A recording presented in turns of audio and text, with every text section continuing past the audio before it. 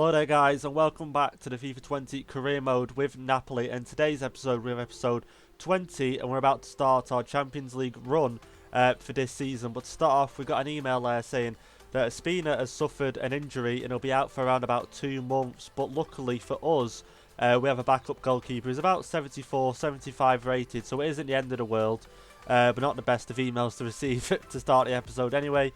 Because last season he did become our #1 goalkeeper for quite a few months, I think 2 or 3 months. So unless the same happens again this season, hopefully not, but he's out anyway. So for today's episode, like I say, we go into our Champions League journey. So last season when we first started, we was against Genk. We ended up losing, I think it was 2-0 or 2-1. So in this game I definitely didn't want the same happening again. I wanted to get us off to a winning start. Because in today's episode we have 2 games, one against Besiktas, I believe that's how you pronounce it, and then the second game, which is the last game of the episode, we play against Arsenal. So we have 2 games this episode in the Champions League, so winning both would be crucial.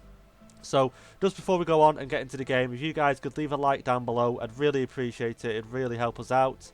But anyway, into today's game. So this game we're still playing with our 4-3-3 formation. Last episode we didn't score too many goals, but look at this from Insigne there, rifles it into the back of the net. And sometimes I'm a little bit annoyed that I play him out on the left, because obviously he's not central and his shooting stat is really good. You know, he's a great finisher.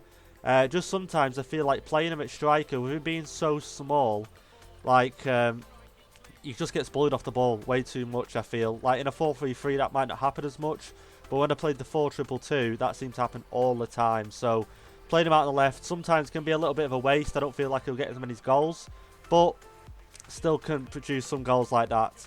And you can see there, good from Moret there to come out, pick up the ball luckily.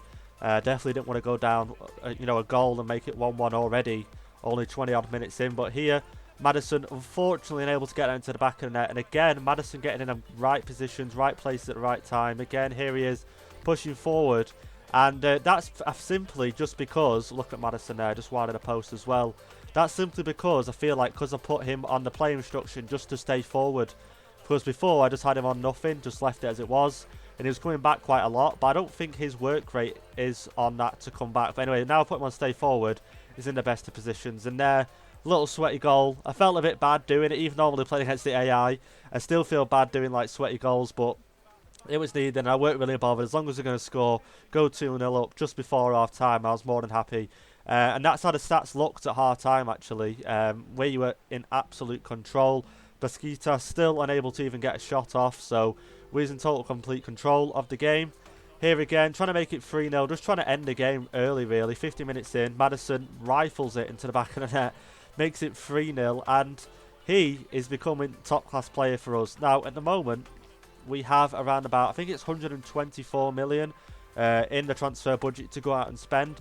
Now the only player, or the only position, sorry, that I'm thinking about possibly buying a player in is the cam position. Like I said last episode, we have a few players, they can only play centre forward though. I don't know if that really suits the cam. Like if they can play centre forward, I'm not too sure what the passing stat would be.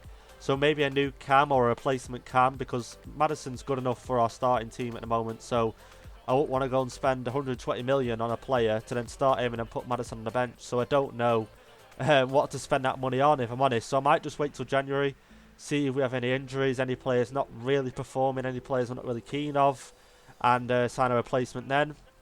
Marlon unable to do a goal, like sort of technique, I won't really call it a technique, but sort of like a, I don't know really what you call it, maybe a technique where we just go into the box right near the line, cut back in, finesse it in, unfortunately unable to get it in, but we still finished 3-0. You can see there in the top left, Mario Roy getting sort of brought up in his interview here, and I'm unsure why that is, because he hasn't played for us since the Champions League last season. So now I don't know if they're bringing him up because of that, but because I'm sure they asked a question before the game as well about his form and how well he's doing. Just a quick note, that's our Champions League group there. Arsenal, Besiktas and Lokomotiv Moscow as well. Not a bad little group there, to be fair. We have played Arsenal 1 time already this season, earlier on in the Super Cup, which we did win 2-1, but it did take us till extra time to achieve that win. But back to the Mario Roy thing, I don't know if that's just a thing they bring up from the previous game in that specific tournament, I don't know. Here, Gulam, morale unhappy. He hasn't been playing. He has got a squad role of importance, to be fair, but like I say, I've got Gulam, I've got Maro Roy, and I've got now a new left back as well, so it's just hard to chop and change all the time. You can see there, I've got 2 offers there from Bayern, 1 from Liverpool, and then now an offer from West Ham. Just had to go and accept it. I couldn't exactly just leave him there unhappy, keep kicking up a fuss all the time. So I just accepted it straight away and got him gone. Another 14 odd million added to the transfer budget as well. But into the second game here against Atalanta, they're playing with a 3-4-1-2. Could call it a 3-5-2 as well. Luis Muriel starting up front, and now I remember him from the earlier FIFAs, and he was sort of like one of them wonder kids you could buy, and he would go to a crazy overall. But Atalanta here, smashing it in, only 14 minutes in, making it 1-0, and now this game was just, I don't know how to say it, was just a really, really tough game. It was like, because of the stadium and because of the lighting, it could be sort of like an excuse, but because they've got a white kit, we've got a light blue kit, sorry, a light blue kit, and then they've got sort of like blue on the top of their kit as well. In the sun, it sort of was hard to differentiate between the two, so this game just becomes so hard. And look at Koulibaly here, poor pass, and they go and make it 2-0. 25 minutes in, 2-0 Atalanta, and I'm a little bit worried here because I'm thinking, will they make it 3-0 before half time? And if they do, there's no way back into this game. Look at this. Trying to play it across there. I think to Fabian or Alan. Not sure who it is. Deflects off the player. Funny enough, straight into their other striker. And rifles it in. Makes it 2-0. I don't know if you could tell, like I say, from the clips here, the sort of like difference between the kits. Like, it was just hard when I'm trying to play. Obviously, watching back now, it looks like so different to tell. But I don't know if you guys feel the same sometimes when you play. Like, the kit difference like that. I didn't feel like there was enough. I possibly could have played in the green kit. I don't know. But yeah, Meret here, proper put under pressure going into half time, and Atalanta just all over us. Now they seem to be a team that I underestimate, and I underestimated them last season as well. I think they might have even beaten us twice last season. I can't really remember, but every time I played against them, they've always been a tough team to beat. Always. So in the second half, I've sort of done. I don't know if you've seen that meme where the guy sort of sits forward, he's like, right, I'm going to take it seriously now. That's sort of how I was. But here, you know, what is it, 15 minutes after half time in game time, and they go and make it 3-0. And I'm thinking, there's no way back. There's honestly no way back. I can't string any passes together without it ending up in the other team's possession. And like I say, they're my awful defending, and they go and make it 3-0. Here, I think I go for a long shot with Fabian. Do I? Yes, I do. And their goalkeeper just turned into like a prime Van der Sar. Just nothing would go in.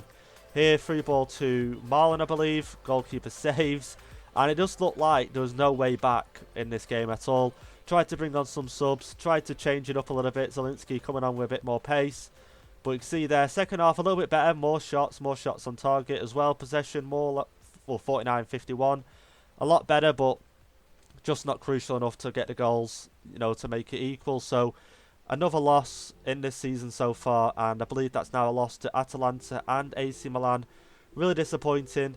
But anyway, on to the next game, a simmed game against this team, Benvito, maybe? Benevento, something like that.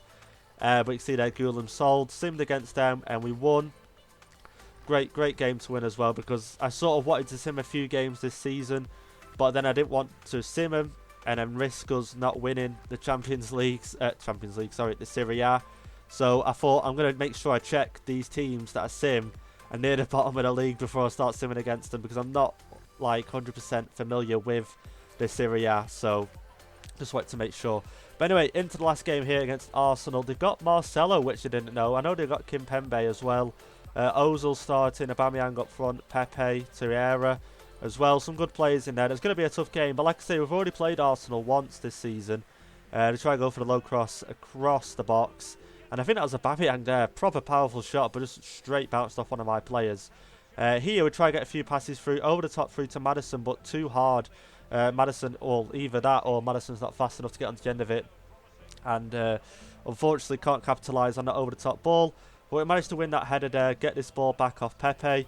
Could have been a bit of a foul there, I would have thought so. I'm surprised the ref didn't pull anything. But Marlon put through, smashes it past the goalkeeper, makes it 1-0, 11 minutes in. Now, this is one of them games where, like in the first time we played Arsenal this season, like that game took us till extra time. Well, when I say extra time, I mean like the 120th minute to score the winner for that game.